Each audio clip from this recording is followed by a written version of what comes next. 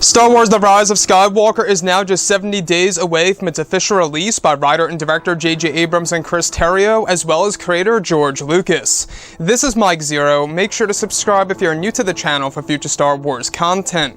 Now, what's really exciting about Episode 9 is that we do know that this movie is, of course, going to answer many of the burning questions from The Force Awakens, and as we get closer to the official trailer, of course, the final trailer by Disney and Lucasfilm, a lot of fans are going to understand the overall tone of this movie in a different light. Now, on top of all of this, these past couple of weeks or so, we've been learning a whole lot more about this film, and when it all comes down to various shot descriptions of the upcoming Trailer 3 of Episode 9, this is where things begin to get very exciting for this movie. Now, specifically, what's really intriguing about all of this is that shot descriptions consisting of a sequence where it's explained that Rey is said to be holding Palpatine's Sith holocron inside of an ancient Sith temple, where it's described that Rey's eyes are said to be focused on the holocron, where brand new dialogue of Palpatine is said to be heard in the background. Palpatine is described to be delivering new lines of dialogue about the ability to create life and to cheat death. It's said that Palpatine's voice sounds different than how it does in the prequels and sounds more menacing. The sequence is described to have a fire going on in the background behind Rey, with an ancient Sith statue seen over her shoulder. The next describes a sequence in which Kylo Ren is said to be wielding his crossguard lightsaber, where he is said to be speedwalking toward Palpatine sitting on his throne. It's said that Kylo Ren is said to be pointing his crossguard in Palpatine's face, while he sits on his throne inside of his throne room, where Sidious is said to begin to laugh in a very creepy way that has never been done before by Sidious in the Star Wars franchise. It's explained that Kylo appears determined and angry at Palpatine for an unknown reason. Now, another describes a shot in which Rey is said to be watching Palpatine's Force storm from above, that is said to bring down a large Resistance cruiser that is said to come crashing down toward Rey, where she is said to be sprinting away from the danger it could cause. As this happens, it's said that Kylo is also seen running behind Rey, away from the falling ship that Palpatine brings down on the ground.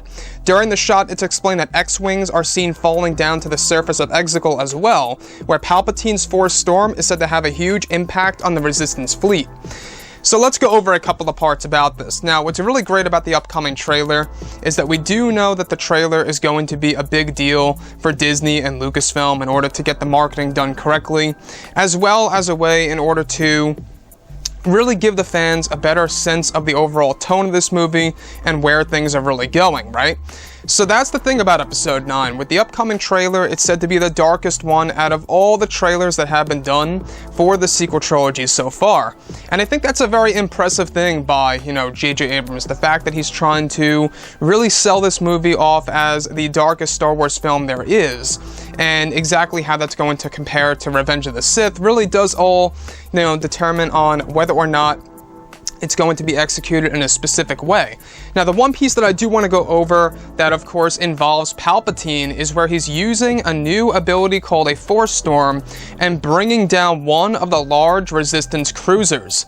So in case you guys did not know, the Resistance is actually said to have a bigger fleet in this movie, regardless of how dwindled they really were at the very end of The Last Jedi. They do now have a fleet at some point in time in the third act of Episode 9 by combining the forces from all corners of the galaxy, ranging from, of course, bounty hunters, Maz Kanata's pirate gang. All these people around the galaxy are forming together in order to take down the First Order and, of course, the new Sith Empire.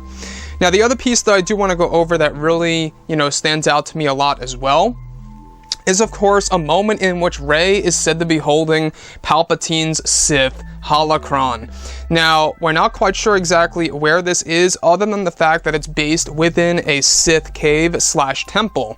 We're not quite sure exactly what planet this temple resides on. It's most likely going to be the Land of the Forbidden that we've been talking about, that ancient city that resides underneath the surface of an unknown world in the Outer Rim. That's actually set to introduce all these different Jedi and Sith ruins and artifacts and lore. I mean, you can really see where JJ's trying to go here. And as she holds the Sith holocron of Palpatine, it's said that the voice of Palpatine begins to play in the background, talking about the ability to cheat death and create life, giving us a nice little callback to that of the prequel trilogy era. And what JJ did, of course, in The Force Awakens is now going to pretty much connect all the way up until Episode 9.